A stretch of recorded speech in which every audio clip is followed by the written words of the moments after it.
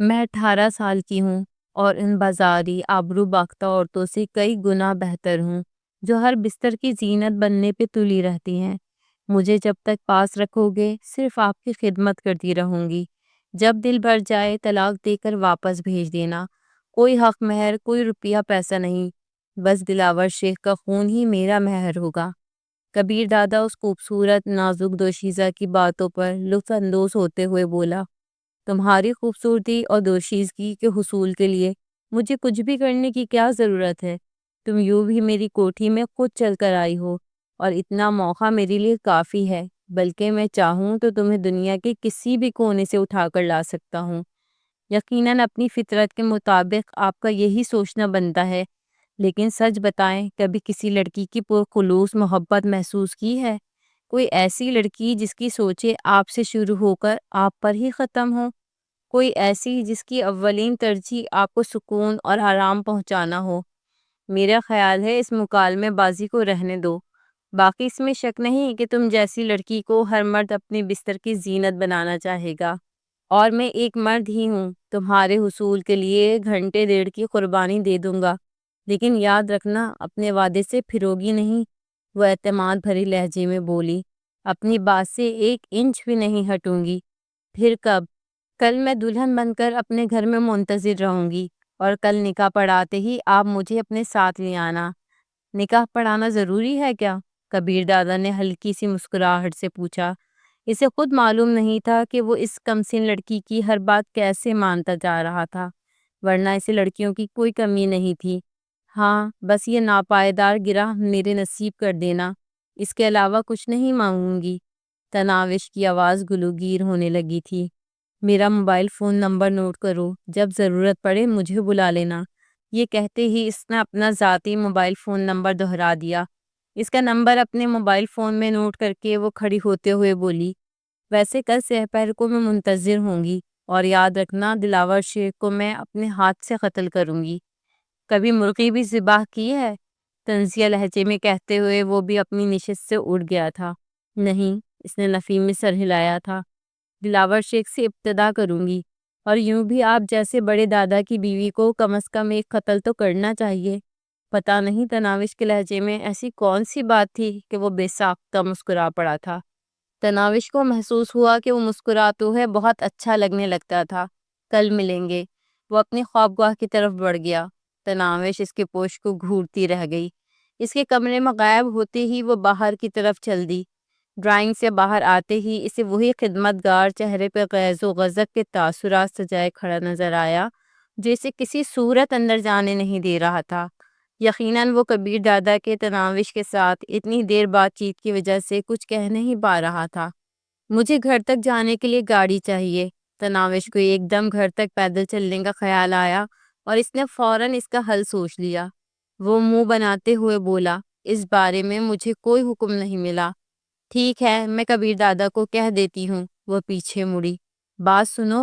اس نے اتنی جلدی تناوش کو آواز دی کہ وہ پوری مڑ بھی نہیں پائی تھی۔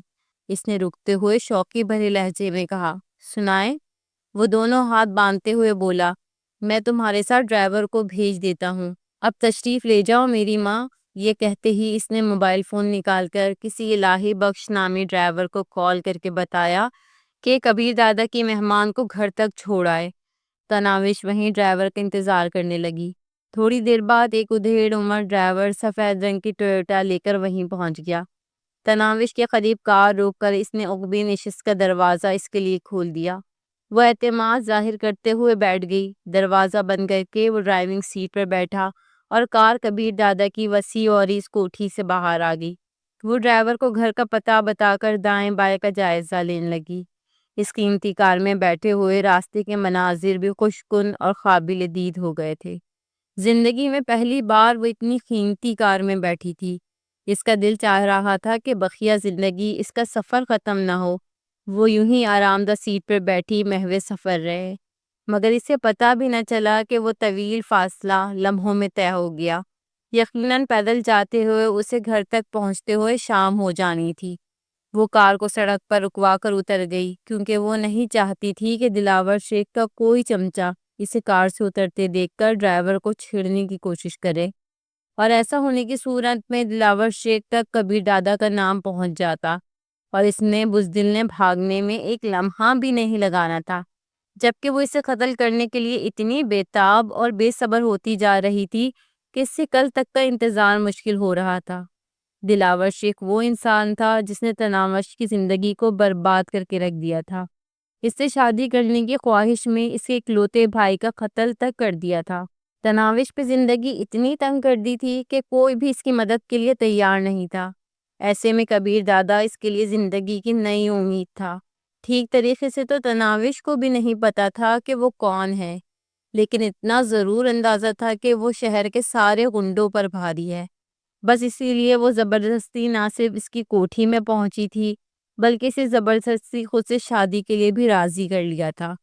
کبیر دادا نے بنا سوچے سمجھے بس یہ سوچ کر حامی بھر لی تھی کہ گھنٹے 1.5 گھنٹے کی بات ہے، اس کے بعد وہ اسے استعمال کرے گا اور اگلی ہی صبح پھینک دے گا۔ اسے تو کبیر دادا کی اتنی کرم نوازی بھی پیاری تھی، کم سے کم وہ اپنے بھائی کے قتل کا بدلہ تو لے سکتی تھی۔ سڑک سے فرلانگ بھر کے فاصلے پہ اس کا گھر تھا۔ گھر میں داخل ہوتے ہی اسی کی ماں بے چینی کے عالم میں اپنی منتظر نظر آئی۔ اتنی دیر لگا دی بیٹی؟ تناوش کو دیکھتے ہی اس نے پریشانی بھرے لہجے میں پوچھا۔ وہ سکون بھرے انداز میں بولی، ہاں ماں، آج بہت دور نکل گئی تھی، اتنا دور کہ اب واپسی بھی ناممکن ہو گئی ہے۔ دماغ تو ٹھیک ہے؟ کیا اول فول بک رہی ہے؟ بشرا نے پیار بھرے انداز میں سے ڈانٹا۔ امی جان، آپ چاہتی تھی نا کہ میری شادی ہو جائے اور ہم شاہنواز بھائی کے قاتل کو اس کے انجام تک پہنچا دیں؟ اس نے خوابناک لہجے میں پوچھا۔ میں کچھ سمجھی نہیں۔ تناوش کے لہجے میں کوئی ایسی بات ضرور موجود تھی جو اس کا دل دھڑکا رہی تھی۔ ماں، آج میں اپنا رشتہ طے کر آئی ہوں، گو مجھے آپ سے اجازت مانگ لینا چاہیے تھا، مگر میرے پاس اتنا وقت نہیں تھا اور ایسا موقع دوبارہ نہ ملتا۔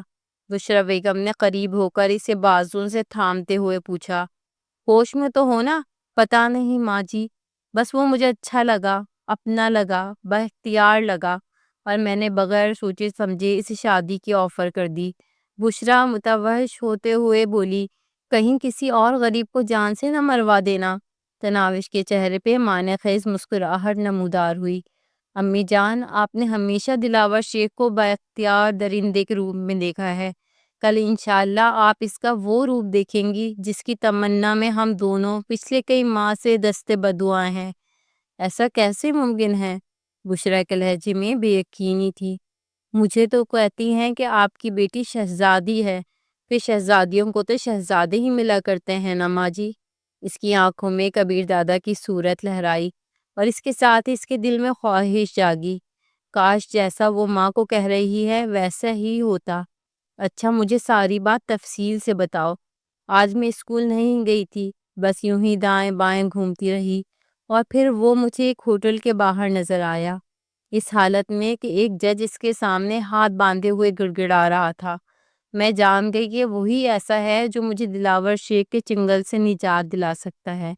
مجھے اللہ پاک نے اس سے بات کرنے کا موقع دیا اور میں نے فوراً اپنی مجبوری اس کے سامنے بیان کر دی۔ لیکن یہ تو آپ جانتی ہیں نا ماں جی کہ اس دنیا میں لے دے کا اصول ہی کار فرما ہے۔ بس میں نے دلاور شیخ کی موت کے بدلے خود کو اس کے سامنے پیش کر دیا۔ البتہ پریشان نہ ہو، وہ مجھے نکاح پڑھا کر ہی ساتھ لے جائے گا۔ اس نے بہت ساری باتیں حذف کرتے ہوئے جملن سارا واقعہ دہرایا۔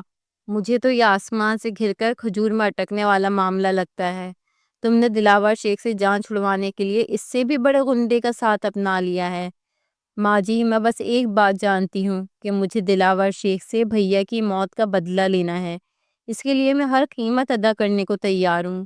اگر دلاور شیخ نے بھیا کے خون سے ہاتھ نہ رنگے ہوتے تو شاید میں اتنا بڑا قدم نہ اٹھاتی۔ اب کیا ہوگا؟ میرا تو دل ہول رہا ہے۔ بشرا خاتون کی پریشانی میں کئی گنا اضافہ ہو گیا تھا۔ دلاور شیخ والے معاملے میں کچھ مہلت تو ان کے پاس موجود تھی، اس کی بیٹی تو ایک دم ہی طوفان سر پر لے آئی تھی۔ اطمینان رکھیں، سب کچھ ٹھیک ہو جائے گا ماں جی، اس نے اعتماد بھرے انداز میں ماں کو تسلی دی۔ تم نہیں جانتی میری جان، ایسے با اختیار اور صاحب حیثیت لوگوں کے لیے ہم غریب مقبل میں ٹاٹ کے پیون جتنی اہمیت رکھتے ہیں۔ اس نے بس تمہاری صورت کو دیکھ کے شادی کی حامی بھری ہے۔ تمہیں چند دن استعمال کرنے کے بعد وہ طلاق کے 3 لفظ بول کر تمہیں واپس پھینک دے گا۔ وہ مسکرائی۔ تو کیا میں پہلے متعلقہ ہوں گی؟ تمہیں اکیلے اتنا بڑا فیصلہ نہیں کرنا چاہیے تھا، کم از کم مجھ سے مشورہ تو کر لیتی۔ بیٹی کی باتوں سے اتفاق کرنے کے باوجود اسے اطمینان محسوس نہیں ہو رہا تھا۔ امی جان، کہا تو ہے مشورے یا اجازت لینے کا وقت میرے پاس نہیں تھا۔ اگر میں وہ موقع گوا دیتی تو پھر وہی کڑنا سلگنا ہی مقدر ٹھہرتا۔ اگر اس سودے سے پیچھے ہٹنا ممکن ہے تو بہتر ہوگا اس شخص کو منع کر دو، بلکہ معافی مانگ کر اپنی جان چھڑا لو۔ ماں نے اس کی حوصلہ شکنی میں کوئی دقیقہ فروگزاشت نہیں کیا تھا۔ آپ نہیں جانتی میرے دل میں دلاور شیخ سے بدلہ لینے کے لیے کیسی آگ بھڑک رہی ہے۔ اس علاؤ کو دلاور شیخ کا خون ہی بجھا سکتا ہے۔ اگر تناوش کو بھائی کے قاتل سے اس درجہ نفرت تھی تو وہ اس کے بیٹے کا بھی تو قاتل تھا۔ وہ فرما بردار اور خدمت کرنے والے بیٹی کی اذیت ناک موت کو کیسے بھلا سکتی تھی؟ بیٹی سے کئی گنا زیادہ وہ خود دلاور شیخ کو کیفر کردار تک پہنچانے کی خواہاں تھی۔ تناوش کے طریقہ کار سے اختلاف رکھنے کے باوجود آخر اسے متفق ہونا پڑا۔ وہ ہار مانتے ہوئے بولی، ٹھیک ہے بیٹی، بس یہی دعا کرتی ہوں اللہ پاک تمہارا نصیب اچھا کرے۔ آمین کہہ کر تناوش نے اطمینان کا گہرا سانس لیا تھا۔ رات کو تناوش ماں کے ساتھ مل کر اگلے دن کا منصوبہ طے کرتی رہی۔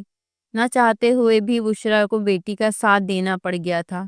ایک عجیب بات یہ تھی کہ اسے کبیر دادا سے کوئی ڈر اور خوف محسوس نہیں ہو رہا تھا۔ بلوغت کی سیڑھی پر قدم رکھتے ہی ہر لڑکی کی طرح اس نے بھی ایک اندیکھے شہزادے کے خواب دیکھنا شروع کر دیے تھے، جس نے اس کا دولہا بننا تھا۔ اس کے سپنوں کی راہ میں سب سے بڑی رکاوٹ دلاور شیخ کی صورت میں نمودار ہوئی، جس نے خوبصورت سپنوں کو چھین کر اس کی آنکھوں میں آگ و خون کے خواب سجا دیے تھے۔ اب کبیر دادا سے ملنے کے بعد نہ جانے کیوں ایسا محسوس ہو رہا تھا کہ وہ ہمیشہ سے اسی کے خواب ہی تو دیکھتی رہی تھی۔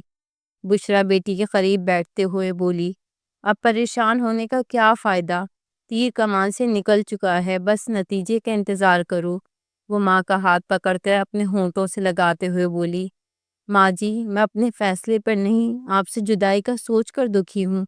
وہ اسے تسلی دیتے ہوئے بولی، جدائی کون سی؟ ایک ہی تو شہر میں ہوں گے، میں روزانہ اپنی بیٹی کو ملنے جایا کروں گی۔ نہیں ماں جی، تناوش نے نفی میں سر ہلایا، آپ وہاں کبھی بھی نہیں آئیں گی۔ جب بھی موقع ملا میں خود ملنے آ جایا کروں گی۔ کیوں؟ وہ حیران ہی تو رہ گئی تھی۔ کیا یہ تمہارے ہونے والے شوہر کا حکم ہے؟ نہیں، ایک مرتبہ پھر اس نے نفی میں سر ہلایا، یہ بھی میرا اپنا فیصلہ ہے، اور فکر نہ کریں، جب بھی آپ کا دل چاہے گا میں ملنے آ جایا کروں گی۔ بشریٰ نے شازیہ کے بھائی کو کہہ کر ایک کنات کرائے پہ منگوا کر برآمدے کے سامنے لگا دی تھی، تاکہ عورتوں اور مردوں کے درمیان پردہ قائم ہو سکے۔ کمروں میں موجود 3 چارپائیاں انہوں نے مردوں کے بیٹھنے کے لیے صحن میں بچھا دی تھی۔ چند چارپائیاں وہ پڑوسیوں کے گھروں سے بھی مانگ کر لے آئے تھے۔ شادی کی تمام تیاریاں مکمل تھی۔ محلے کے چند مرد صحن میں آ کر بیٹھ گئے تھے۔ شادی میں شرکت کے لیے تو وہ ہمت کر کے آ گئے تھے، مگر انہیں رہ رہ کر دلاور شیخ کا خوف گھیرنے لگتا۔ وہ بہت پہلے سے تناوش سے شادی کا دعوے دار تھا۔ اب اس کی شادی پر اس نے کہاں خاموش رہنا تھا، مگر اب تک وہ وہاں نہیں پہنچا تھا۔ شاید وہ بارات کی آمد کا منتظر تھا۔ اس کے 1-2 چمچے پڑوسیوں کو بشریٰ کے گھر کے گرد گھومتے نظر آئے تھے۔ تناوش نے موبائل فون نکالا تاکہ کبیر دادا کا نمبر ڈائل کر سکے۔ اس سے پہلے کہ وہ نمبر ملاتی، اس کے کانوں میں دلاور شیخ کی منحوس آواز پڑی، ارے یہاں تو سچ مچ شادی کا ماحول بنا ہے۔ انہیں شاید دلاور شیخ کی طاقت کے بارے میں کوئی شبہ ہو گیا ہے۔ لگتا تو یہی ہے باس، اس کے ایک چمچے کی آواز ابھری، اور تم سب کو میرا کوئی خوف نہیں رہا کہ یہاں اکٹھے ہو گئے ہو۔ یقیناً یہ اس بڈھے عاشق مولوی کی کارستانی ہے۔ بےہودہ انداز میں کہتے ہوئے مولوی محبوب الہی کی طرف بڑھا۔ کیوں بے مولوی، تجھے کون سا کیڑا سدھرنے نہیں دے رہا؟ اس کے انداز سے تناوش سمجھ گئی تھی کہ وہ مولوی محبوب الہی کی طرف جا رہا ہے۔ سر پہ دوپٹہ جماتے ہوئے وہ سرحد سے باہر نکلی۔ اس وقت تک دلاور شیخ مولوی محبوب الہی کو گریبان سے تھام چکا تھا۔ اس نے کڑک کر کہا، 1 منٹ دلاور شیخ۔ وہ حیرانی سے اس کی طرف متوجہ ہوا۔ اسے دیکھتے ہی دلاور شیخ کے منحوس چہرے پہ قباست نمودار ہوئی۔ ارے واہ، یہاں تو میری دلہن کسی اور کے لیے سجی ہوئی ہے۔ مولوی صاحب کو چھوڑ دو دلاور شیخ، تناوش نے اپنی بات دہرائی۔ اگر کسی میں اتنی جرت ہے کہ دلاور شیخ سے اس کا گریبان چھڑا لے تو آگے آ جائے۔ تو مرد ہے کہ ہجڑا؟ تناوش کے الفاظ ایسے نہیں تھے کہ دلاور شیخ آپے سے باہر نہ ہوتا۔ وہ کمینگی سے بولا، بے فکر رہو، میری مردانگی کا ثبوت تمہیں آج رات مل جائے گا بیبی۔ وہ بات کا مسئلہ ہے، فی الحال مولوی صاحب کا گریبان چھوڑو۔ کیا تم نے خود نہیں کہا تھا کہ جب کوئی میری بارات لے کر آئے گا تو وہ خود بھی جان سے جائے گا، اور تم میرے BA کرنے سے پہلے ہی مجھ سے شادی کر لو گے؟ بالکل کہا تھا، دلاور شیخ نے چھاتی چوڑی کی۔ تم نے نکاح پڑھانے والے کے بارے میں تو کوئی ایسی بات نہیں کی تھی، پھر مولوی صاحب کی توہین کا مطلب؟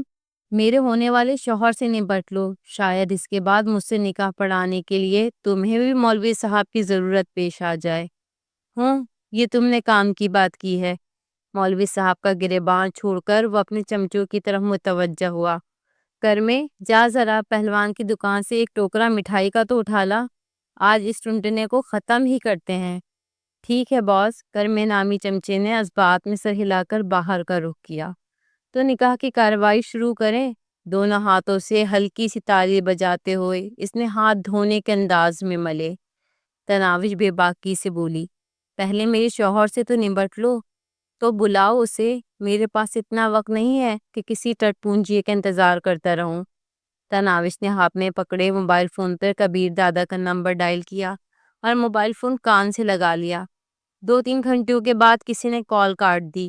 اس کا دل انجانے خوف سے دھڑکا اور وہ دوبارہ نمبر ملانے لگی، مگر آگے سے ایک بار پھر نمبر مصروف کر دیا گیا۔ اس نے تیسری کوشش کی، جس کا حال پہلی والی کوششوں سے مختلف نہیں تھا۔ ایک دم اس کا رنگ پیلا پڑ گیا تھا۔ اس کی بے باکی اور بہادری کے غبارے سے فوراً ہوا نکل گئی تھی۔ یقیناً کبیر دادا کو اس کام میں کوئی دلچسپی نہیں تھی۔ وقتی طور پر اسے ٹالنے کے لیے اس نے حامی بھری تھی، ورنہ نہ تو اس کی زندگی میں خوبصورت لڑکیوں کی کمی تھی اور نہ اسے تناوش سے نکاح پڑھانے کا کوئی شوق تھا۔ وہ اپنا قیمتی وقت کسی بے سہارا یتیم لڑکی پہ ضائع نہیں کر سکتا تھا۔ تناوش کا دل ڈوبنے لگا۔ وہاں موجود تمام مردوں کی نظریں اس کے چہرے پہ گڑی تھیں۔ بغیر کوئی بات رابطہ منقطع ہونے پر دلاور شیخ چہکا، بیبی، یقیناً تمہارا ہونے والا سورما شوہر کو معلوم ہو گیا ہوگا کہ تم پر دلاور شیخ کی نظر ہے۔ دلاور شیخ تو موت کا دوسرا نام، اور موت کا سامنا اس مولوی جیسا بے وقوفی کر سکتا ہے۔ بہرحال مولوی صاحب، نکاح پڑھانا شروع کرو۔ اس نے شاید زندگی میں پہلی بار مولوی محبوب الہی کو تمیز سے مخاطب کیا تھا۔ زمین اور آسمان تناوش کی نگاہوں میں چکرانے لگے تھے۔ بے اختیار وہ قریب پڑی چارپائی پہ بیٹھ گئی۔ اس کی ماں فوراً دہائی دیتے ہوئے کمرے سے باہر نکلی۔ نہیں دلاور شیخ، تم نے خود 14 جماعت کرنے تک کی مہلت دی ہوئی ہے، اور میری بیٹی ابھی 12ویں کلاس میں ہے۔ سن مائی، میں نے کہا تھا کہ تم لوگ کوئی ایسی حرکت نہیں کرو گے جیسی اب کر چکے ہو، اور اب تمہاری مہلت ختم۔ میں خود ہی تمہاری بیٹی کو BA کروا لوں گا، بلکہ اس کو بہت اچھی ٹیوشن بھی رکھوں گا۔ بشرا کو یہ کہتے ہی وہ مولوی محبوب الہی کو مخاطب ہوا۔ ابے مولوی کی اولاد، کیا کہا ہے؟ نکاح پڑھانا شروع کر۔ مگر لڑکی تیار نہیں ہے۔ مولوی محبوب الہی ہکلاتے ہوئے متعرض ہوا۔ کیسے تیار نہیں ہے؟ اپنے کسی یار کے لیے تو اس نے اتنا سنگھار کر لیا ہے، عاشق کو بھی مایوس نہیں کرے گی۔ مگر جناب، لڑکی رضامندی تو لازمی ہوتی ہے نا؟ تم فکر نہ کرو، وہ بالکل رضامند ہوگی۔ یقیناً اسے تمہاری لاش دیکھنا پسند نہیں ہوگا۔ یہ کہتے ہی اس نے جیب سے پستول نکال کر مولوی محبوب الہی کی کن پٹی پر رکھ دیا تھا۔ حیران و پریشان بیٹھی تناوش کے سر پر اور قیامت ٹوٹ پڑی۔ مولوی صاحب کو وہ بڑے اعتماد سے بلا کر لائی تھی۔ اس نے تو دعویٰ کیا تھا کہ دلاور شیخ اسے ہاتھ بھی نہیں لگا سکے گا، اور اب مولوی صاحب کو جان کے لالے پڑ گئے تھے۔ خدا کے لیے یہ ظلم نہ کرو، وہ دلاور شیخ کے سامنے ہاتھ باندھتے ہوئے گڑ گڑائی۔ وہ اطمینان سے بولا، ٹھیک ہے، تم میرے ساتھ نکاح پڑھوا لو، مولوی کو کچھ بھی نہیں کہوں گا۔ تناوش کے پورے وجود کے اندر بے بسی بھر گئی تھی۔ اس کے دماغ میں مولوی کی بیٹی حامدہ کی آواز ابھری، سپنے دیکھنے بند کرو لڑکی، ایسا کوئی ڈرامہ فلموں میں تو ہو سکتا ہے، حقیقت میں نہیں۔ دلاور شیخ جیسے درندوں کی رسی کو مالک بھی ڈھیلا چھوڑے رکھتا ہے، ایسے موذی کا ہم جیسے کمزور لوگ کچھ نہیں بگاڑ سکتے۔ اس کی بات بالکل سچ تھی۔ اب دلاور شیخ کی بات نہ مان کر وہ بس مولوی صاحب کی زندگی کی دشمن ہی بن سکتی تھی۔ ایک لمحہ سوچنے کے بعد وہ بھرائی ہوئی آواز میں بولی، ٹھیک ہے مولوی صاحب، آپ نکاح پڑھانا شروع کریں۔ اب بھی سوچ لے بیٹی، میں اپنی زندگی گزار چکا ہوں، میری موت سے اگر تمہاری زندگی بچ سکتی ہے تو انکار کر دے۔ دلاور شیخ کی بکواس کے باوجود مولوی محبوب الہی ہمت نہیں ہارا تھا۔ فکر نہ کر بڈھے، تیرے مرنے کی خواہش کو میں جلد ہی پورا کر دوں گا۔ یہ بےہودہ الفاظ دلاور شیخ کے ہونٹوں پر تھے کہ تناوش کے ہاتھ میں پکڑے موبائل فون کی گھنٹی بجنے لگی۔ اس نے مایوسی بھری نگاہ اسکرین پر ڈالی۔ یہ دیکھ کر اس کا دل خوشگوار انداز میں دھڑکنے لگا تھا کہ وہ کال کبیر دادا کے نمبر سے آ رہی تھی۔ اس نے بے صبری سے بٹن دبا کر رابطہ جوڑا۔ السلام علیکم۔ اس کی آواز سے حد درجے کی شکر گزاری ابل رہی تھی۔ وہ سلام کا جواب دیے بغیر گویا ہوا۔ معذرت خواہ ہوں، میرا موبائل فون ملازم کے ہاتھ میں تھا اور میں ورزش میں مشغول تھا۔ اس نے ابھی آ کر اطلاع دی ہے۔ میں بس تمہاری جانب نکل پڑا ہوں۔ میں منتظر ہوں۔ خوشی کے مارے اس سے بولنا مشکل ہو گیا تھا۔ کبیر دادا نے مزید کوئی بات کہے بغیر رابطہ منقطع کر دیا۔ دلاور شیخ، بارات میرے گھر تک آنے کے لیے چل پڑی ہے۔ ایک بار پھر اس کے لہجے میں اعتماد در آیا تھا۔ شاید تم مزید مہلت حاصل کرنا چاہتی ہو، لیکن یاد رکھنا آج دلاور تمہیں ساتھ لے کر ہی جائے گا۔ تمہیں اپنی مردانگی کا ثبوت بھی تو دینا ہے۔ وہ بے باکی سے بولا۔ ضرور دینا، بس 20-25 منٹ ٹھہر جاؤ۔ اسی وقت دلاور کا چمچہ کرم دین سر پر مٹھائی کا ٹوکرا لا دے دروازے سے نمودار ہوا۔ ہوں، مٹھائی تقسیم ہونے تک تمہارے یار کا بھی انتظار کر لیتے ہیں۔ تمہیں اگر اس کی موت کے بعد ہی میری بیوی بننا ہے تو مجھے کیا اعتراض؟ وہ بس قباست بھری نگاہوں سے تناوش کو گھور رہا تھا جو دلہن کے روپ میں قیامت ڈھا رہی تھی۔ البتہ اس کے چہرے پہ نظر آنے والا اطمینان اسے ضرور اچنبھے میں ڈالے ہوئے تھا۔ اس کے وہم و گمان میں بھی آنے والے ہولناک وقت کا تصور موجود نہیں تھا، ورنہ وہ وہاں سے بھاگنے میں 1 منٹ بھی نہ لگاتا۔ گاڑی کے بریکوں کی زوردار چرچراہٹ کی آواز اس کے کانوں میں پڑی۔ تناوش کے ہونٹوں پہ خوبصورت تبسم نمودار ہوا۔ اس کا دولہا، اس کے خوابوں کا شہزادہ پہنچ گیا تھا۔ تمام لوگ دروازے کی طرف متوجہ ہو گئے تھے۔ ایک جھٹکے سے دروازہ کھلا، اس کے ساتھ ہی کبیر دادا کے قداور وجود نے تناوش کی نظروں کو ٹھنڈک بخشی۔ اس نے سپورٹس پجامے کے اوپر ٹی شرٹ پہنی ہوئی تھی جس سے اس کے بازوؤں کی مچھلیاں تڑپتی ہوئی نظر آ رہی تھی۔ یقیناً وہ اپنی ورزش ادھوری چھوڑ کر تناوش سے کیا وعدہ نبھانے آن پہنچا تھا۔ اس کے عقب میں اسی کی طرح 4 قداور محافظ موجود تھے۔ ان میں سے 2 تو دروازے پر رک گئے تھے جبکہ 2 کبیر دادا کے عقب میں چلتے رہے۔ ان کے ہاتھوں میں جدید رائفلیں نظر آ رہی تھیں۔ کبیر دادا حاضرین پہ نظر ڈالنے کی زحمت کیے بغیر سیدھا تناوش کے قریب پہنچا۔ میں آ گیا ہوں۔ اس کی دھیمی آواز بھی ایسی تھی جیسے بادل گرج رہا ہو۔ تناوش کو لگا سچ مچ اس کا محبوب پہنچ گیا ہو۔ کبیر دادا کا چہرہ ایک لمحہ اس کی چاہت بھری نگاہوں کے حصار میں مقید رہا۔ اس کے بعد تناوش نے اپنی نگاہیں دلاور شیخ کی طرف موڑی۔ اس کی ٹانگوں کی لرزش واضح طور پہ نظر آ رہی تھی۔ آپ بیٹھے نا، اس نے چاہت بھرے لہجے میں کبیر دادا کو بیٹھنے کی دعوت دی۔ اسباب میں سر ہلاتے ہوئے اس نے چارپائی پر جگہ سنبھال لی۔ دونوں محافظ اس کے عقب میں کھڑے ہو گئے تھے۔ دلاور شیخ، میرا دلہا پہنچ گیا ہے۔ تناوش اس کے قریب پہنچتے ہوئے اطمینان بھرے لہجے میں بولی۔ میں کبیر دادا، وہ میں تناوش سے نظریں چراتے ہوئے وہ کبیر دادا کے سامنے ہاتھ باندھ کر کھڑا ہو گیا۔ کبیر دادا کے چہرے پہ ہلکی سی مسکراہٹ نمودار ہوئی۔ سنا ہے تم نے میری ہونے والی بیوی کو کہا ہوا ہے کہ اس کے شوہر کو تم اپنے ہاتھوں سے ختم کرو گے۔ چلو میں آ گیا ہوں، اپنی قسم پوری کر لو۔ مجھے معاف کر دو دادا، میں نہیں جانتا تھا کہ یہ آپ کی منظور نظر ہے۔ معاف کیا، کبیر دادا نے بے پرواہی سے ہاتھ لہرایا۔ اب جا کر میری بیوی سے معافی مانگو۔ مجھے معاف کر دو۔ دلاور شیخ نے فوراً تناوش کے سامنے ہاتھ باندھ دیے تھے۔ ہاں، تناوش کے منہ سے اطمینان بھرا سانس خارج ہوا۔ دلاور شیخ، اس پل کے خواب میں جانے کب سے دیکھ رہی ہوں۔ تم سے بہت حساب کتاب رہتا ہے، اور معافی بھیا سے مانگنا جنہیں تم نے بے گناہ قتل کیا تھا، اور اس کے لیے یقیناً تمہیں بھی ان کے پاس ہی جانا پڑے گا۔ یہ کہتے ہی وہ ماں کی جانب مڑی۔ چلے ماں جی، ہمارا انتظار تو اختتام پذیر ہوا۔ ہاں بیٹی، بشرا نے باورچی خانے کی دیوار کے سہارے کھڑی 2 لاٹھیاں اٹھائیں۔ ایک تناوش کو دے کے دوسری اس نے خود تھام لی۔ ان مضبوط لاٹھیوں کا بندوبست انہوں نے صبح ہی سے کر کے رکھا ہوا تھا۔ معاف کر دو خالہ۔ ان کے تیور دیکھ کر دلاور شیخ کے چہرے پہ ہوائیاں اڑنے لگی تھی۔ کر دیں گی، پہلے کفارہ تو ادا کر لو۔ بشرا کو خود اپنی آواز بیگانی لگ رہی تھی۔ اس کے جوان بیٹے کو دردناک موت کے حوالے کرنے والا اس کے سامنے موجود تھا۔ شاہ نواز کا کٹا پھٹا خون چکا بس جسم ہمیشہ اس کی نگاہوں کے سامنے رہتا۔ نہ جانے مرنے سے پہلے اس کا بے گناہ بیٹا کن اذیتوں سے گزرا تھا، اور اس سب کا ذمہ دار دلاور شیخ اب بے بسی کی حالت میں اس کے سامنے موجود تھا۔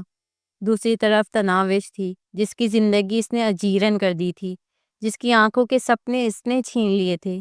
اس کا گھبرو بھائی اس نے اس وجہ سے قتل کر دیا تھا کہ اس نے اپنی بہن کی عزت کی حفاظت کی کوشش کی تھی۔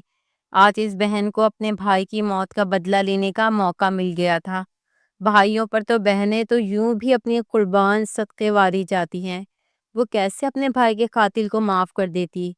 ماں بیٹی نے ہاتھ میں پکڑی لاٹھیاں بلند کی۔ پلیز پلیز، خدا کے لیے، دلاور شیخ گڑ گڑایا، مگر اس کی منت زاری کی پرواہ کیے بغیر ان کی لاٹھیاں ایک جھٹکے سے نیچے آئیں اور دلاور شیخ کے دفاعی انداز میں اٹھے ہاتھوں پر قیامت کی طرح ٹوٹ پڑی تھی۔ اس کے منہ سے بلند بانگ چیخ نمودار ہوئی۔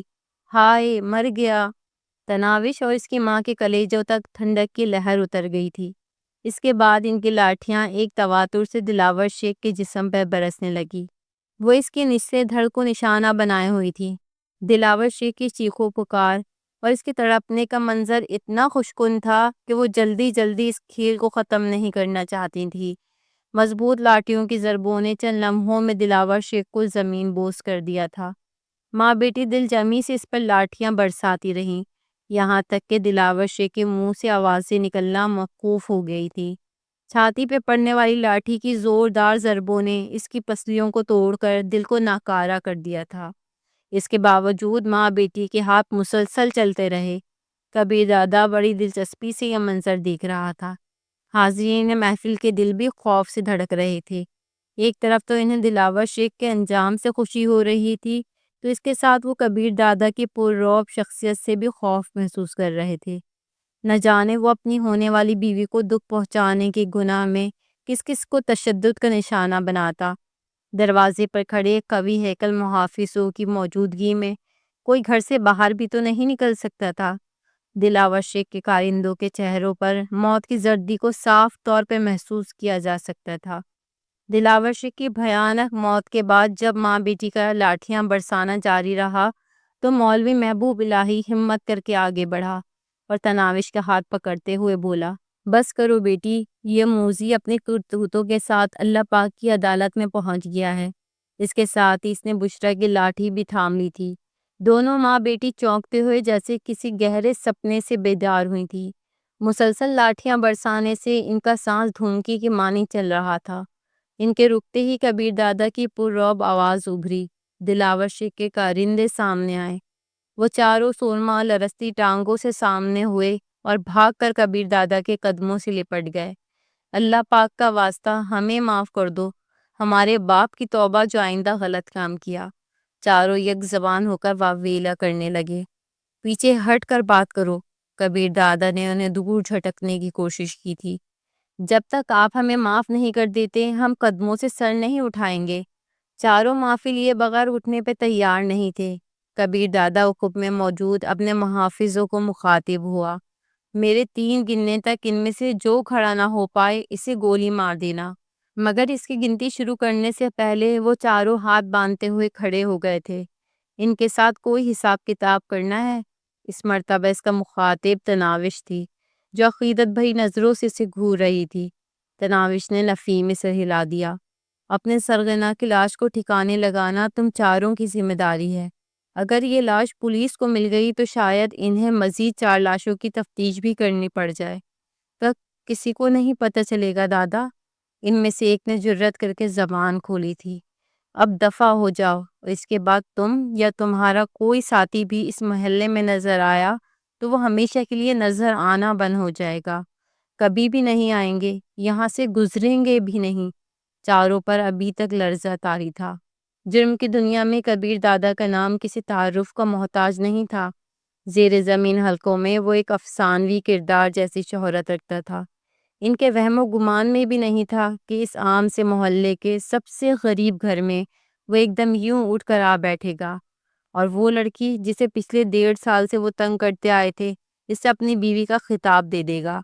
کبیر دادا نے ہاتھ کے اشارے سے انہیں دفع ہونے کا کہا اور تناوش کی طرف متوجہ ہوا۔ میرا خیال ہے میرا کام ختم ہو گیا۔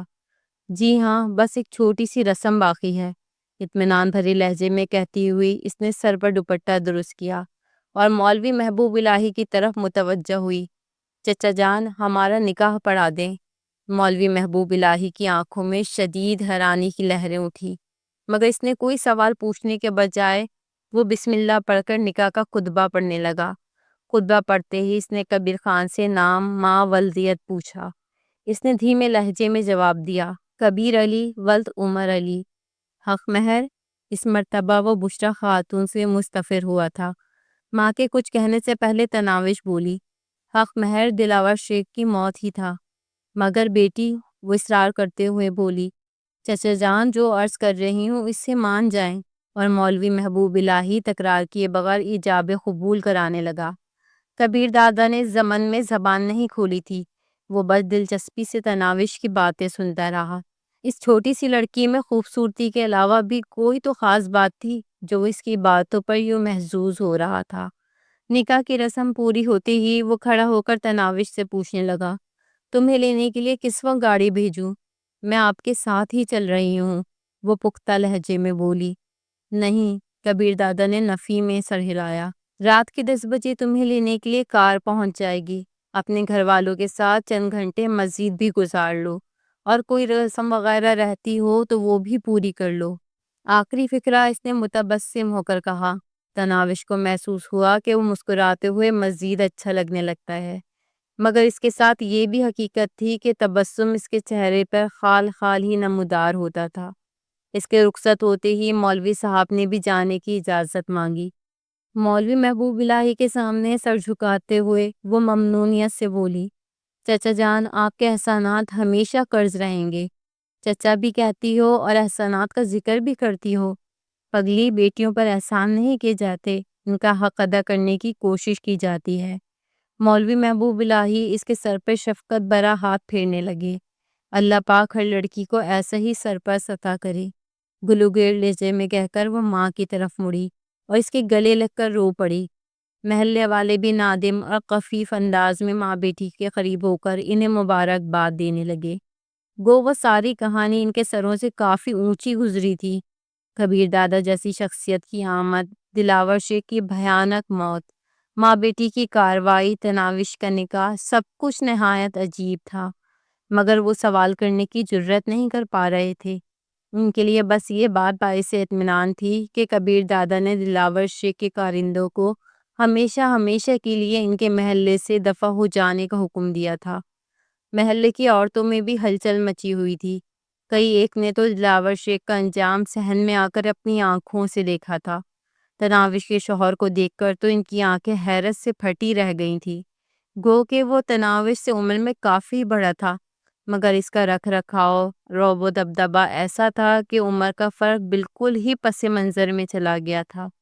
سب سے بڑھ کر تناوش کا رویہ انہیں حیرت میں ڈالے ہوئے تھا۔ کوئی دلہن نکاح کے وقت یوں باتیں نہیں کیا کرتی، نہ وہ اپنے حق مہر کے متعلق منہ کھولتی ہے، اور نہ شوہر کو یوں مشورے دیا کرتی ہے، مگر وہاں اتنے عجیب حالات ظہور پذیر ہوئے تھے کہ کسی کے گمان میں بھی نہیں آ سکتے تھے وہ کس کس بات پر حیرت ظاہر کرتے۔ مولوی صاحب کے جانے کے بعد مرد حضرات بھی وہاں سے کھسک لیے تھے۔ ان کے جانے کے بعد عورتوں کو کھلی آزادی مل گئی تھی۔ تمام نے تناوش اور اس کی ماں کو گھیر لیا تھا۔ یوں بھی شادی کے دن دلہن مرکز سے نکاح ہوتی ہے، مگر وہ تو ایسی دلہن تھی جس نے تمام کے دماغ کو چکرا کر رکھ دیا تھا۔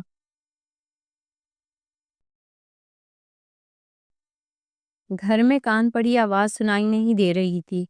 کوئی ماں بیٹی کو مبارکباد دے رہی تھی تو کوئی دلاور شیخ جیسے موذی کی موت پر اظہار تشکر کر رہی تھی، اور کوئی اس حیران کن واقعے پہ تبصرے میں مشغول تھی۔ غرض جتنے منہ اتنی باتیں۔ عورتوں کے سوالات سے بچنے کے لیے تناوش روایتی دلہن کی طرح خاموشی سے گھونگھٹ میں چھپ گئی تھی۔ جو جو وقت گزر رہا تھا اس کا دل اندیشوں سے بھرتا جا رہا تھا۔ کبیر دادا جیسی شخصیت کے بارے میں سوچ کر ہی اس کی رہی صحیح ہمت جواب دیتی جا رہی تھی۔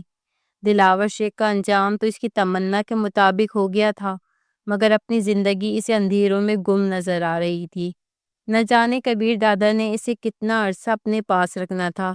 یہ بھی ممکن تھا کہ اگلے دن کا سورج طلوع ہونے تک وہ طلاق کے 3 الفاظ کا تحفہ لیے گھر کی دہلیز پار کر چکی ہوتی۔ ایسا ہونے کی صورت میں ماں بیٹی لوگوں کا سامنا کیسے کرتے؟ تمام نے یہی کہنا تھا کہ بڑے گنڈے سے اپنی عزت کا سودا کر کے چھوٹے گنڈے سے عزت بچانے کا کیا فائدہ؟ کیوں نہیں ہے فائدہ؟ اس نے زور و شور سے اپنی سوچ کی مخالفت کی تھی۔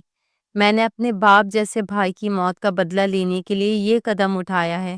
پھر کبیر دادا سے میرا نکاح ہوا ہے، اور نکاح کے بعد ہر مرد اپنی بیوی کے جسم کا حقدار بن جاتا ہے، تو کبیر دادا کو یہ حق کیوں نہیں مل سکتا؟ اور ہمارے ملاپ کو عزت فروشی کیسے کہا جا سکتا ہے؟ باقی رہی طلاق کی بات، تو وہ تو پہلی رات کی دلہن کو بھی مل جایا کرتی ہے۔ وہ دل ہی دل میں خود کو تسلی دیتی رہی۔ گھنٹے دیر تک زیادہ تر عورتیں رخصت ہو گئی تھیں، بس 2-3 پڑوسنیں اور تناوش کی چند قریبی سہیلیوں کے علاوہ وہاں کوئی باقی نہیں رہا تھا۔ اور پھر وقت گزرنے کا پتہ ہی نہ چلا۔ کار کے ہارن پر اس نے پاس بیٹھی سلمیٰ سے وقت پوچھا۔ وہ گھڑی پہ نظریں دوڑاتے ہوئے بولی، 9:15۔ وہ سرسراتے ہوئے لہجے میں بولی، ان کی کار وقت سے گھنٹہ بھر پہلے ہی پہنچ گئی ہے۔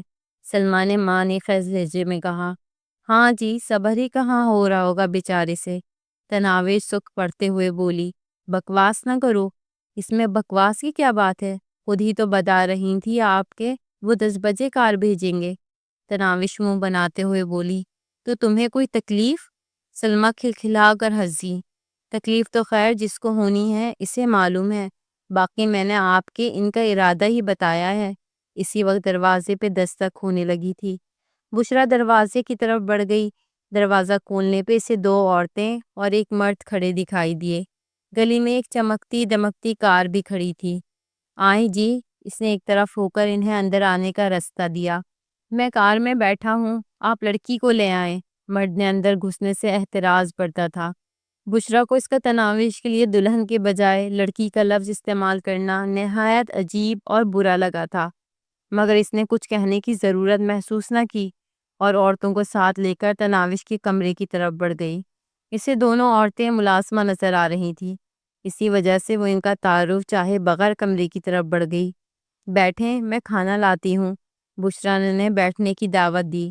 نہیں شکریہ، ہمارے پاس وقت کم ہے، وہ عجلت میں دکھائی دے رہی تھی۔ تناوش کی سہیلیاں اسے سہارا دے کر اٹھانے لگی۔ باری باری تمام سے گلے مل کر وہ ماں سے مل کر رو پڑی تھی۔ بشریٰ اس کی پیٹھ سہلاتے ہوئے اس کی تسلی دینے لگی، مگر خود اپنے آنسو وہ نہیں روک پا رہی تھی۔ پلیز چلیں، وقت کم ہے۔ دونوں عورتوں نے ایک بار پھر عجلت ظاہر کی۔ تناوش ان کے ہمراہ چل پڑی۔ تمام سہیلیاں اور بشریٰ ان کے پیچھے تھیں۔ دروازے سے نکلتے وقت وہ ایک بار پھر ماں سے لپٹ گئی۔ اسے زیادہ جذباتی ہوتے دیکھ کر عورتوں نے ایک مرتبہ پھر وقت کی کمی کا رونا رو کر اسے چلنے کو کہا۔ بشریٰ نے اس کی پیشانی چوم کر اسے خود سے علیحدہ کیا، اور وہ دونوں عورتوں کے درمیان میں کار کی عقبی نشست پر بیٹھ گئی۔ اگلی سیٹ پر ڈرائیور کے ساتھ وہی مرد براجمان تھا جس نے دروازے پہ دستک دی تھی۔ تناوش کے بیٹھتے ہی ڈرائیور نے کار آگے بڑھا دی۔ بشریٰ حسرت بھری نظروں سے کار کو دور ہوتے جاتا دیکھتی رہی۔ تناوش سر جھکائے ان دونوں عورتوں کے درمیان بیٹھی تھی۔ نہ تو کسی نے اسے مخاطب کیا اور نہ اس نے خود کسی سے بات کرنے کی کوشش کی تھی۔ جو جو کار گھر سے دور ہوتی جا رہی تھی، اسے اپنا دل ڈوبتا ہوا محسوس ہو رہا تھا۔ وہ سر جھکائے بیٹھی رہی، شرم و حیا ایک دلہن کی فطرت ثانیہ ہوتی ہے، اور وہ تو ایسی دلہن تھی جس کے ساتھ اس کی کوئی واقف کار خاتون بھی موجود نہیں تھی۔ کار رکتے ہی وہ باہر نکلی۔ دونوں عورتیں اسے ایک پرتعیش کمرے میں لے آئی اور بیڈ پہ بٹھا کر باہر نکل گئیں۔ ان کے کمرے سے نکلتے ہی وہ سر اٹھا کر کمرے کا جائزہ لینے لگی۔ آرام دہ ڈبل بیڈ جس پہ خوبصورت بیڈ شیٹ بچھی تھی، کھڑکیوں سے لٹکے قیمتی پردے، فرش پہ بچھا دبیس قالین جس میں پاؤں دھسے جا رہے تھے، عمدہ صوفہ سیٹ اور بھی بہت کچھ ایسا جو اس نے صرف ٹی وی ڈراموں میں دیکھا تھا یا اپنی امیر سہیلیوں سے اس کا ذکر سنا تھا، اور اب وہ بھی ایسی ہی خوابگاہ کی مالک بن گئی تھی۔ مالک؟ اس کے دماغ میں طنزیہ سوچ ابھری اور تلخ مسکراہٹ اس کے ہونٹوں پر چھا گئی۔ نامعلوم کبیر دادا نے اسے کتنا عرصہ اپنے پاس رکھنا تھا؟ یہ بھی ممکن تھا کہ آج اس خوابگاہ میں اس کی پہلی اور آخری رات ہوتی۔ نہ جانے کتنی دیر تک وہ سر جھکائے تلخ و شیریں خیالات میں گم رہی، یہاں تک کہ دروازے پہ کھٹکا ہوا، اور اس سے پہلے کہ وہ گھونگھٹ میں چہرہ گم کرتی، 3 پیس سوٹ میں ملبوس ایک قبول صورت نوجوان اندر داخل ہوا۔ شاید یہ کبیر دادا کا سیکرٹری وغیرہ ہوگا، اس کے دماغ میں ایک امکانی سوچ گونجی۔ لیکن جو ہی کمرے میں داخل ہو کر اس نے دروازے کی کنڈی لگائی، وہ ایک دم چونک پڑی۔ کون ہے آپ؟ کنڈی کیوں لگا دی؟ وہ بے اختیار کھڑی ہو گئی تھی۔ اس کے چہرے پہ معنی خیز مسکراہٹ نمودار ہوئی۔ بیبی، خادم کو خاور کہتے ہیں۔ آج کی رات تم مجھے اپنا خدمت گزار سمجھ سکتی ہو، اور کنڈی اس لیے لگائی ہے کہ کوئی ہماری تنہائی میں مخل نہ ہو سکے۔ وہ کہاں ہیں؟ تناوش شکلائی۔ وہ کون؟ اس نے چہرے پہ مصنوعی حیرانی طاری کی اور پھر سر ہلاتے ہوئے بولا، اچھا تمہارا مطلب ہے کبیر دادا کہاں ہیں؟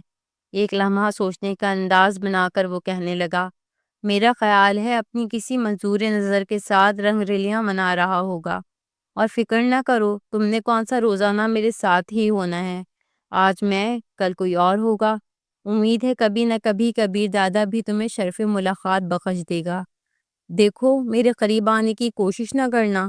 وہ لڑکھڑاتے قدموں سے پیچھے ہٹی۔ اس کے دماغ میں سائیں سائیں ہو رہی تھی۔ اتنی زیادہ توہین اور بےتوقیری کا تو اس نے سوچا بھی نہیں تھا۔ وہ جسے دل و جان سے اپنے سر کا سائیں سمجھے بیٹھی تھی، اس نے تو اسے اس قابل بھی نہیں سمجھا تھا کہ پہلی رات ہی اس کے پاس آ جاتا۔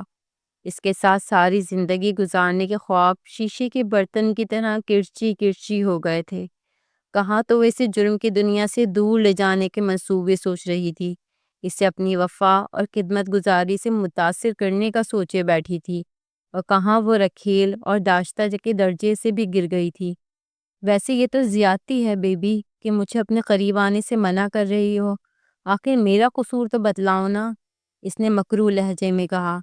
دیکھیں، خدا کے لیے آپ کبیر دادا کو بلوائیں، مجھے اس سے بات کرنا ہے، اس نے بھونڈے انداز میں کہا۔ ہائے ہائے، کبیر دادا کو بلواؤں یا انہیں؟ یہ کہتے ہوئے وہ دیوار میں بنی شیشے کی خوبصورت الماری کی طرف بڑھا۔ پٹ کھول کر اس نے ترتیب سے رکھی ہوئی بوتلوں سے ایک بوتل باہر نکالی۔ بوتل کا لیبل تو تناوش کو نظر نہ آیا، مگر اتنا اندازہ اسے ہو گیا تھا کہ وہ شراب کی بوتل تھی۔ تیپائی پہ پڑا فینسی گلاس اٹھا کر اس نے اپنے لیے شراب اونڈے لی۔ تم پینا پسند کرو گی؟ خشک ہونٹوں پہ زبان پھرتے ہوئے تناوش منمنائی۔ پلیز مجھے کبیر دادا سے ملوا دیں۔ صبح مل لینا یار، فی الحال تو موڈ خراب نہ کرو۔ صوفے پہ بیٹھ کر وہ گلاس خالی کرنے لگا۔ میں خود مل لیتی ہوں۔ ہمت مجتمع کرتے ہوئے وہ دروازے کی طرف بڑھی۔ وہ دروازے سے 2-3 قدم دور ہی تھی کہ وہ اطمینان بھرے لہجے میں بولا، دروازے پہ میرے 4 محافظ کھڑے ہیں، اور انہیں میں بتا کر آیا ہوں کہ تمہارے کمرے سے باہر جانے کا مطلب یہ ہوگا کہ میری طرف سے تم فارغ ہو، اور اب وہ اپنا حصہ وصول کر سکتے ہیں۔ اگر اکٹھے 4 کو بھگتانے کا شوق ہے تو تم شوق سے باہر جا سکتی ہو۔ تناوش کے قدم جیسے زمین میں گر گئے تھے، اور وہ ہاتھ باندھے ہوئے گڑ گڑائی، خدا کے لیے مجھے ایک بار کبیر دادا سے ملوا دو، اس نے منہ بناتے ہوئے کہا۔ تمہیں میرا خط کبیر دادا سے چھوٹا نظر آ رہا ہے، یا مجھ میں ہمت کی کمی نظر آ رہی ہے جو تم بار بار کبیر دادا کا نام الاپ رہی ہو؟ وہ میرے شوہر ہیں، ان سے نکاح ہوا ہے میرا۔ تناوش جیسے پھٹ پڑی تھی۔ اس نے چند لمحے سوچنے کی اداکاری کی اور پھر گھٹیا لہجے میں بولا، ویسے شوہر بننے کے لیے جن لوازم کی ضرورت ہوتی ہے، کیا مجھ میں وہ موجود نہیں ہے؟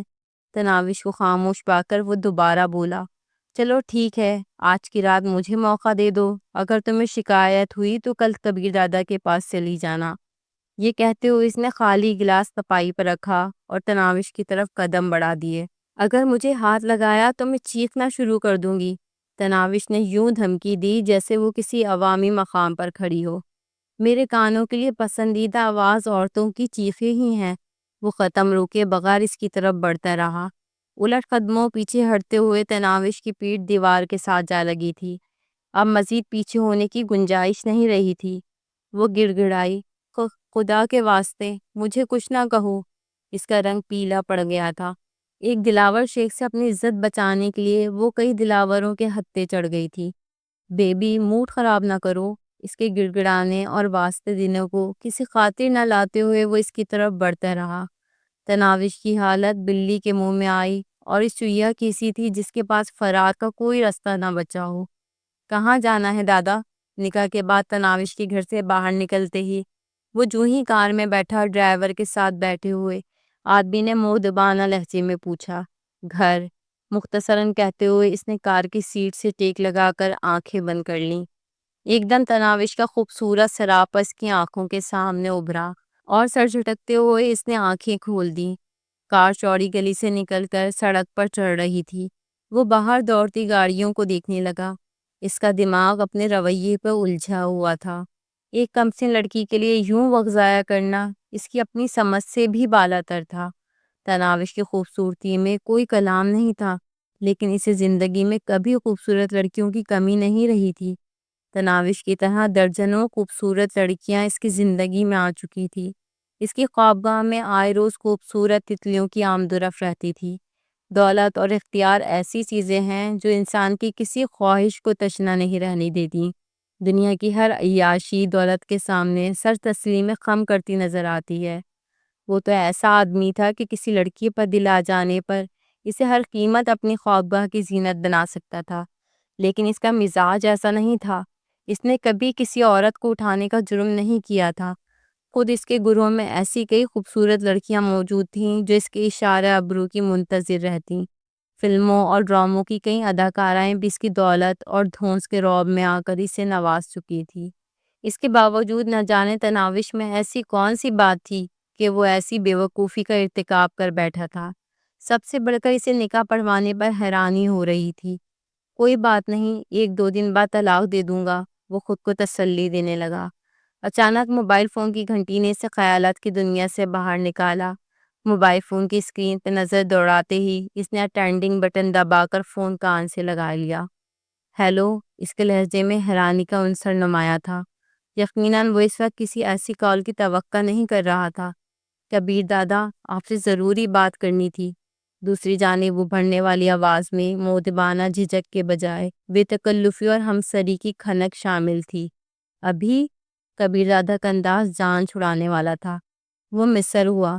بالکل ابھی اور اسی وقت۔ آپ کو میرے پاس آنا پڑے گا یا میں خود آ جاتا ہوں۔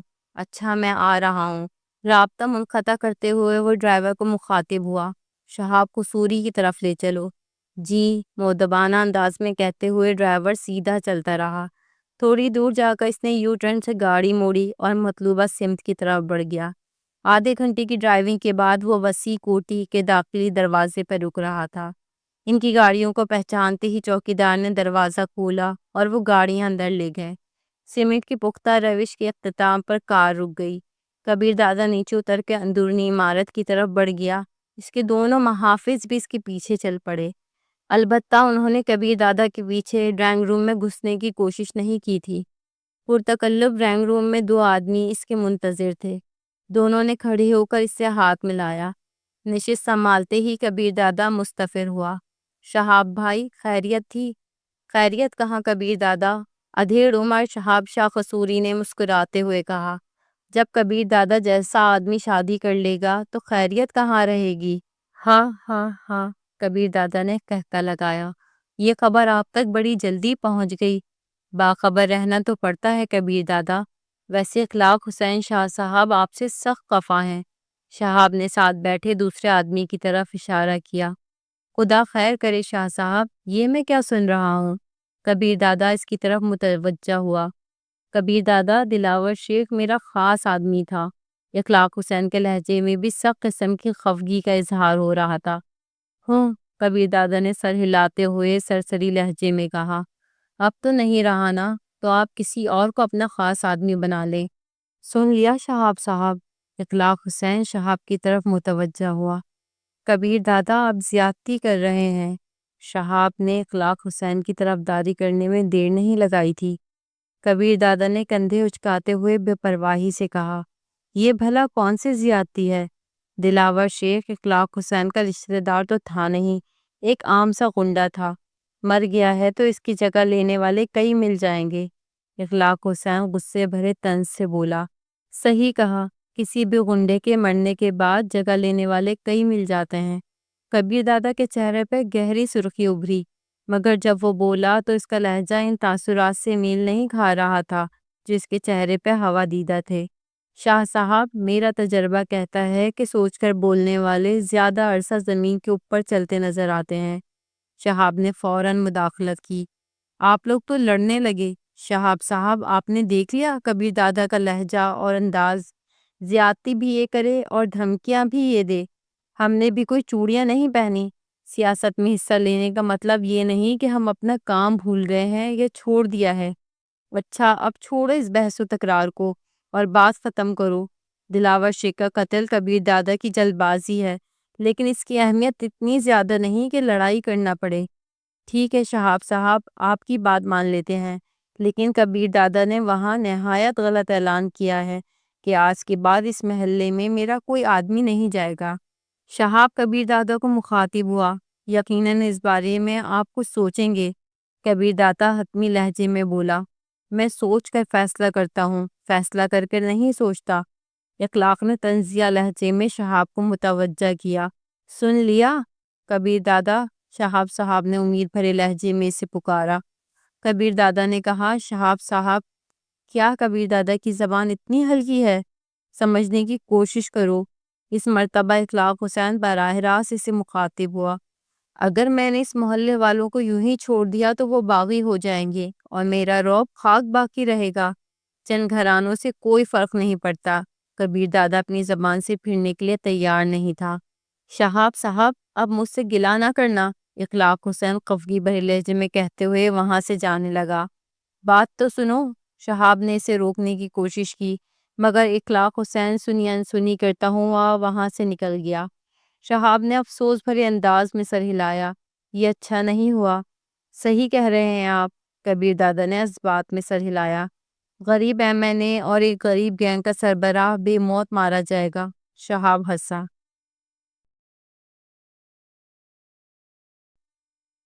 ویسے میری سمجھ میں نہیں آ رہا کہ آپ کو ہو کیا گیا ہے۔ اس سے پہلے تو آپ نے کبھی کسی عورت کو اتنی اہمیت نہیں دی۔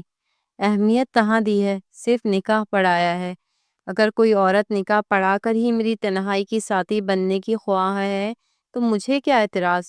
ان دو بولوں کی اہمیت تو بس اتنی ہی ہے کہ ایک لفظ 3 بار دہرانا سے سب کچھ ختم، ہر ذمہ داری اور ہر واسطہ خلاص۔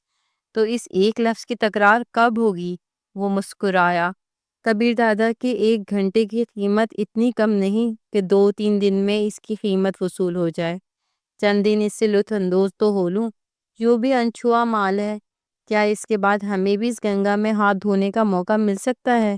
سنا ہے لڑکی نہایت پرکشش، جاذب نظر اور خوبصورت ہے۔ کبیر دادا نے کہکا لگایا۔ وہ کیا کہتے ہیں، امید پر دنیا قائم ہے۔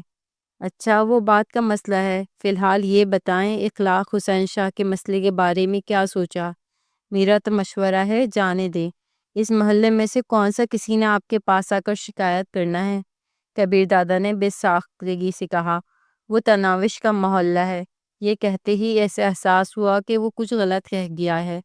فوراً وضاحت کرتے ہوئے بولا، میرا مطلب ہے جب تک وہ میرے پاس موجود ہے۔ یہ کہہ تو سکتی ہے کہ میرا اعلان بس ہوائی فائر ہی تھا۔ یہ تناوش کون ہے؟ شہاب معنی کے اس لہجے میں مسکرایا۔ کبیر دادا جان چھڑانے والے انداز میں بولا، میری بیوی سمجھ لو۔ ویسے بیوی اور وکیل میں فرق کیا ہوتا ہے؟ شہاب نے اسے چھیڑنا جاری رکھا تھا۔ یار چھوڑو اس موضوع کو، کبیر نے بیزاری کا اظہار کیا۔ ایسے بہت سارے سوالات کا سامنا کرنا تو باقی ہے کبیر دادا، ابھی سے چین بول گئی ہے۔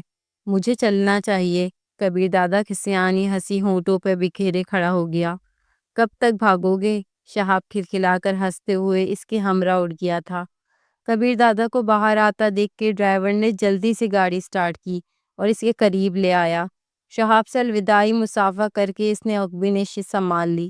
گھر چلو، ڈرائیور کے پوچھنے سے پہلے ہی اس نے بتا دیا۔ 8:30 ہو گئے تھے اور 10 بجے اس نے تناوش کو لینے جانا تھا۔ گھر پہنچتے ہی محافظوں کو چند منٹ میں تیار ہو جانے کا حکم سنا کر وہ اپنی خوابگاہ میں گھس گیا۔ ویسے دادا کل سے کچھ عجیب سی حرکتیں نہیں کر رہا؟ کبیر دادا کی نظروں سے اوجھل ہوتی ہی اس کے ذاتی محافظ رخسار نے تبصرہ کیا۔ بخش نے تائیدی انداز میں کہا، کہہ تو صحیح رہے ہو۔ ویسے اب اس لڑکی کی یہاں کیا حیثیت ہوگی؟ کیا اس کے احکامات کی بھی پابندی کرنی پڑے گی؟ امتیاز نے پوچھا۔ اس کی مدت قیام 2-3 دن سے زیادہ نہیں ہوگی، بخش نے قہقہ لگایا، اور اتنے دنوں میں غریب کو خوابگاہ سے نکلنے کا موقع بھی نہیں ملے گا۔ احکامات خاک دے گی؟ اس کی بات سن کر باقی بھی کھلکھلا کر ہنس پڑے۔ اسی وقت کبیر دادا اندر سے برآمد ہوا۔